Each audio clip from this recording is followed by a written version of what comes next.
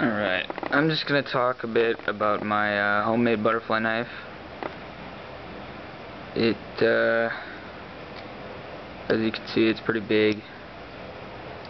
Like, I haven't measured it, but I think the blade's about 6 inches.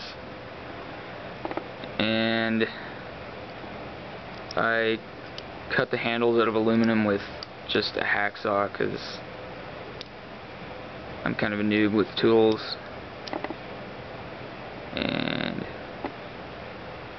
I used brass pins from the knife that the blade came from. I just cut it in half.